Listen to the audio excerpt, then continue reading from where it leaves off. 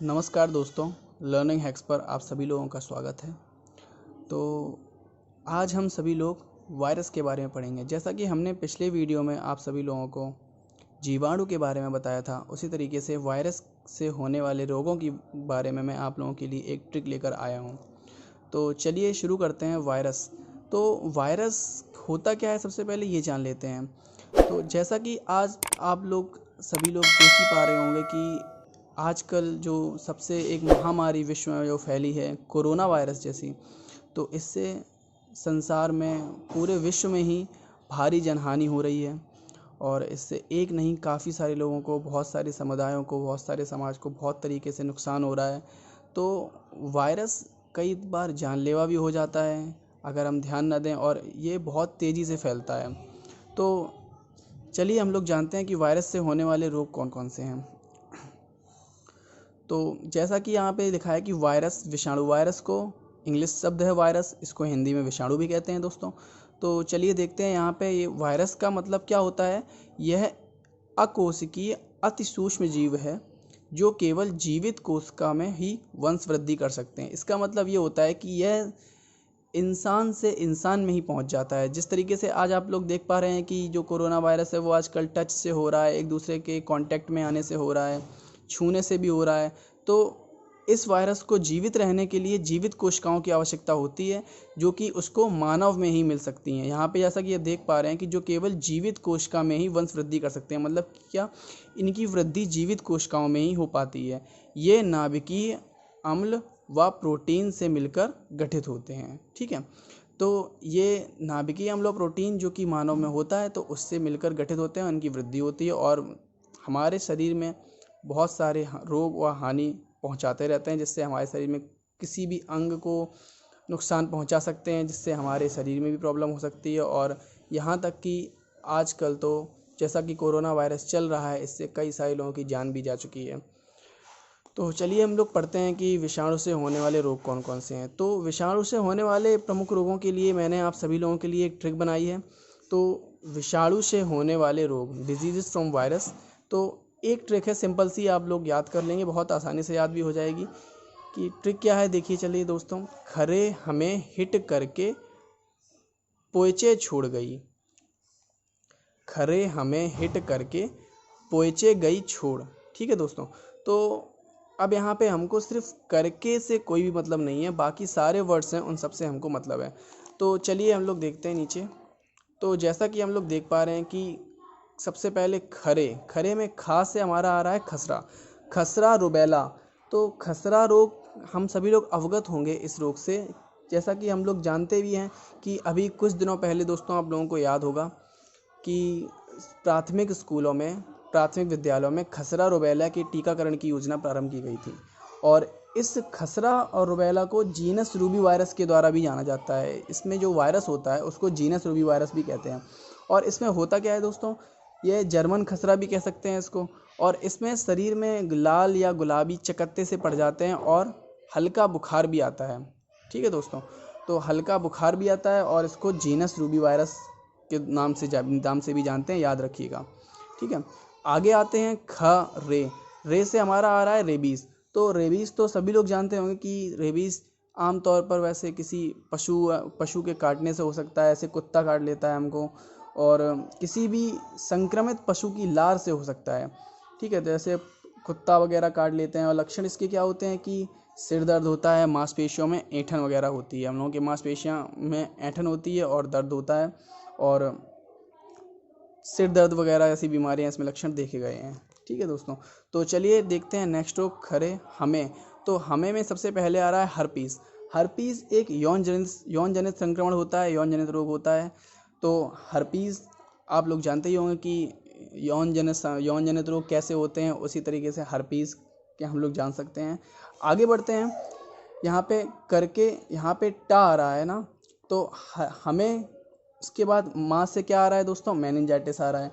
Meningitis एक ऐसा रोग है जिसमें दिमाग और रीढ़ की हड्डी की झिल्ली में सूजन आ जाती है। तो मेनिंजाइटिस में क्या होता है, हमारा जो मानसिक, या इसका मतलब मस्तिष्क प्रभावित होता है इस रोग से, और दिमाग और रीढ़ की हड्डी में हमारी प्रॉब्लम आ जाती है। सिर दर्द, सूजन, जकड़न, ये इसमें लक्षण देखे गए हैं काफ़ी सारे। आगे बढ़ते हैं, आगे हम लोग देखते हैं ही से हेपेटाइटिस। हेपेटाइटिस रोग यह लीवर का संक्रमण होता है। यह लीवर को हिंदी में हम लोग यकृत भी कहते हैं दोस्तों। लीवर को हिंदी में हम लोग यकृत भी कहते हैं। तो यह लीवर से होता है, लोग जानते ही हैं।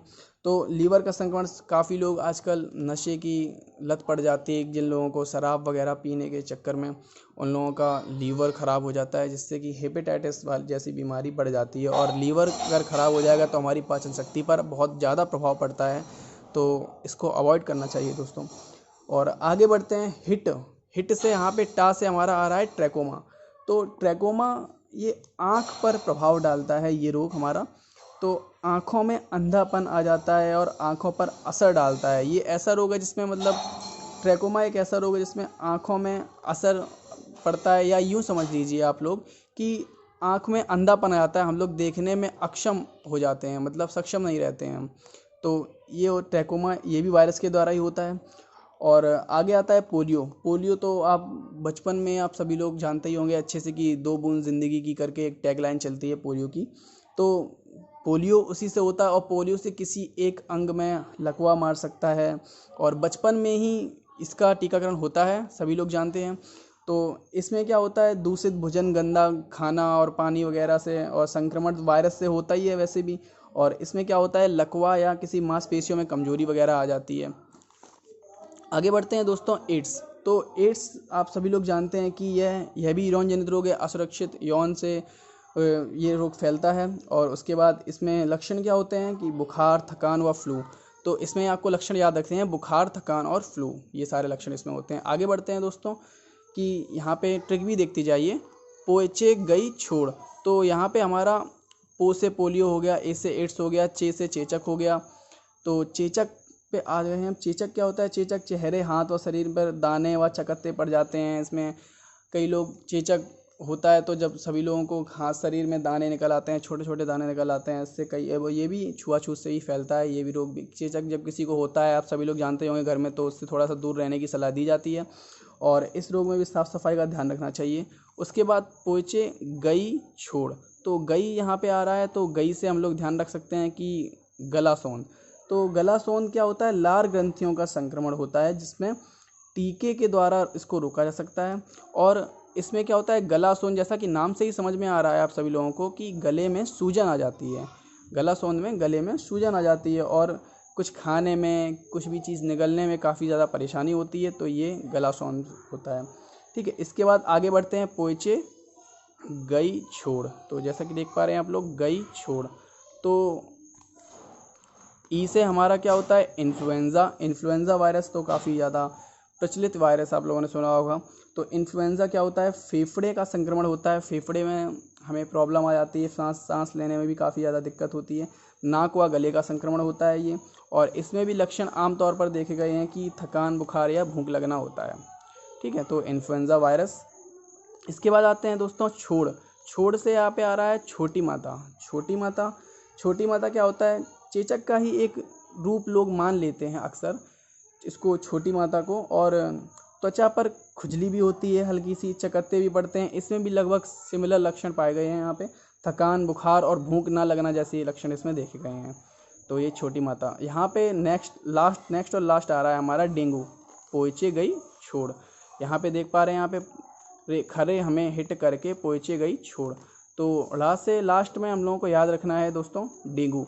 तो डेंगू में क्या होता है, डेंगू आप सभी लोग जानते होंगे कि मादा एडीज मच्छर के काटने से होता है। और इसमें कई सारा संक्रमण, अभी हाल ही में कुछ दिनों पहले दिल्ली में यह संक्रमण बहुत ज़्यादा मात्रा में फैल गया था, जिससे काफ़ी सारे लोगों की मृत्यु भी हो गई थी। और एक ख़तरनाक रोग भी है डेंगू, जानलेवा बीमारी भी होती है, क्योंकि कई बार इसमें रोगी की मृत्यु तक हो जाती है। तो यह मादा एडीज मच्छर के काटने से फैलता है। और इसमें भी लक्षण देखे गए हैं, तेज़ बुखार, सिर दर्द, मांसपेशियाँ व जोड़ों का दर्द, ये इस तरीके की समस्याएं इसमें आती हैं। तो आशा है आप सभी लोग समझ पाए होंगे इस वीडियो को। और ये ट्रिक आप एक बार अच्छे से याद कर लीजिएगा, खरे हमें हिट करके पोचे गई छोड़। करके में हमने यहाँ पे सर्कल इसलिए लगाया है दोस्तों, क्योंकि करके से हमें कोई भी मतलब नहीं है, बाकी सारे वर्ड्स हैं उसमें सबका, हर लेटर का एक एक कोई ना कोई मतलब है। और जैसा कि मैंने आपको सारा सब कुछ बता ही दिया है, तो उम्मीद करता हूँ कि आपको ये वीडियो अच्छा लगा होगा। अगर आपको वीडियो अच्छा लगा है तो मुझे सपोर्ट करें और इस वीडियो को शेयर करें, और आगे भी मैं आप लोगों के लिए ऐसे ही वीडियो लाता रहूँगा, इसलिए मुझे सपोर्ट करें, वीडियो को लाइक करें। तब तक के लिए गुड बाय दोस्तों।